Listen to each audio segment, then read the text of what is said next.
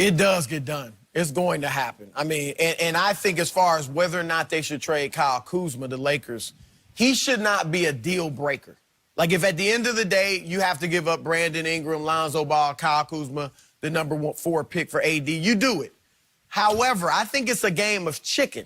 Like, who's going to blink first? And the Lakers have the leverage. So if I were them, I would hold out. Now, New Orleans is saying to them, look, because New Orleans, I'm told, really likes Brandon Ingram first, then Lonzo, then Kuzma, in that order. I know the LA Times said Kuzma's the guy they like the most. I'm told it's Ingram and then Lonzo. But Brandon Ingram, they're a little bit concerned about the blood clots. So they can say to the Lakers, look, this guy is possibly damaged goods. So you've got to give us Kuzma to make this thing even. So that's what they're saying. But the Lakers have the leverage because let's look at the other possibilities. New York. What do they have to offer that's better than the Lakers package?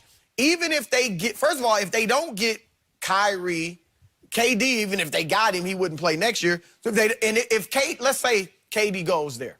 They max him out. He sits out the year. Anthony Davis goes to play there. You have a bad year. You don't know how KD's going to come back. AD could leave. And then you've given up this number 3 pick for a 1-year rental. You know, so they have to, New York has to be careful how much they give up.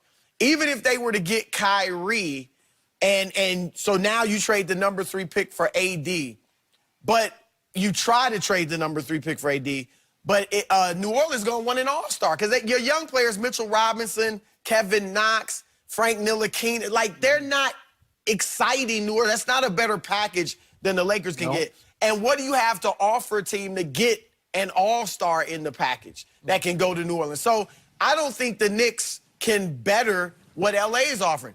Boston, we know he's Trader Danny and he's willing to take the risk and all that, but he would be nuts with Kyrie Irving out the door to give up the whole package. If you want to give up, I believe he might offer Jason Tatum by himself, you know, with some filler and not the other young guys.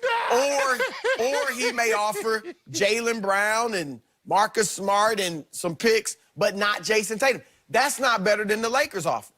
So I don't see Brooklyn can't offer a better deal. The Lakers are in the driver's seat. The question is this: who is going to blink first? Is it the Pelicans and say, all right, we'll do the deal without Kuzma, or is it the Lakers to say, no, we'll throw in Kyle? Anthony Davis now. Lakers and Celtics seem to be your front runners. LA reportedly offered Brandon Ingram, Lonzo Ball, a number 4 pick. Pelicans reportedly wanted Kyle Kuzma in that package. That's the sticking point right there. On the Boston side, AD's agent Rich Paul told SI that if the Celtics were to trade for AD, he would be simply a 1-year rental. Nick, how do you see this all playing out? If this doesn't end with Anthony Davis on the Lakers, then the mismanagement, the mayhem, the disastrous offseason that the Lakers have had would have all just been a preamble to butchering a tailor-made ideal situation, which is the best available player to come available via trade. He and Kawhi Leonard of the last 5 years, 8 years, want to go further back? This is a top 6 guy, MVP candidate, 26 years old, prime of his career, perfect fit for the team, wants to be there. Other bidders are just falling by the wayside because he and his agent, Rich Paul, have executed this part of it quite well, which is it's only one place that knows they'll get to sign him to an extension, and that's Los Angeles. Yes. If the Lakers can't finish this, if Rob Pelinka can't get this across the finish line, then the LeBron James era will be a wasted one. The Lakers include Kuzma in a trade. Well, I think if they can, it seems to me that the Pelicans are not overly interested in the 4th pick. It's being reported that this draft is not very deep once you get past the first 3 picks, Zion Williamson, Jay Morant, and R.J. Barrett. So everything else, you know, 4th, yeah, you might be the 4th pick, but you could easily got slotted 15 in other drafts if it was a little stronger. Skip, I'm sure someone would want that pick and has a player that the Pelicans would want. It seems that they want draft picks or players that have the potential to be all-stars. I think the Lakers will do their due diligence. Okay, Pelicans, who would you like to have as we shop this fourth pick?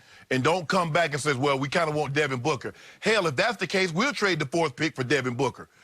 So let's be realistic in what you think you're going to be, what you want. The Pelicans should be realistic in what they want.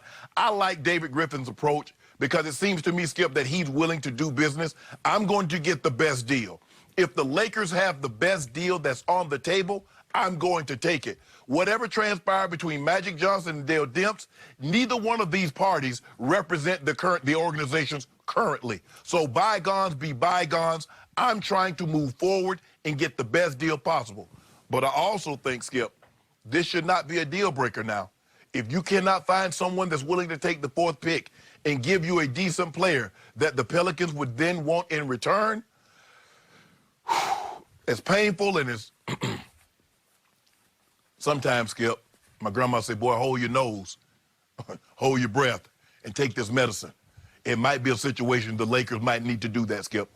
Close your eyes, hold your nose, hold your breath, and take a deep breath, swallow, and knowing that you're going to probably have to package Kyle Kuzma if no one is willing to take that fourth pick. Give them a player that the Pelicans would want in return. But I'm going to exhaust all avenues possible because I really want to hold on to Kyle Kuzma. Skip, because here's the thing. If you give up all the young players, that means LeBron James and Josh Hart would be the only current player, and Anthony Davis, because you'd get him in return.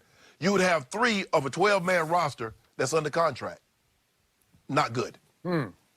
So if Shannon Sharpe were running the Los Angeles Lakers right here, right now, and Shannon Sharpe knew that he could throw in Kyle Kuzma and the deal would be done in 5 minutes, would Shannon Sharpe throw in Kyle Kuzma to acquire the player he calls a transcendent superstar, a game changer, a life changer, a franchise difference maker? Would you do that right here, right now?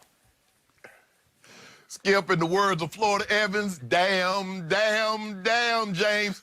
I'm going to pick up the phone. I'm going to call. Skip, I'm going to pick up the phone. I'm going to call Kyle Kuzma. I'm going to say, Kuz, I'm sorry.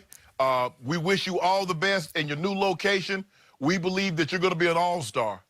But the possibility of acquiring Anthony Davis is a deal that we cannot pass up. And that would mean that good times are here again in L.A.? Isn't that what you would think? You already know, Skip. Yep, you already know. Yep, okay.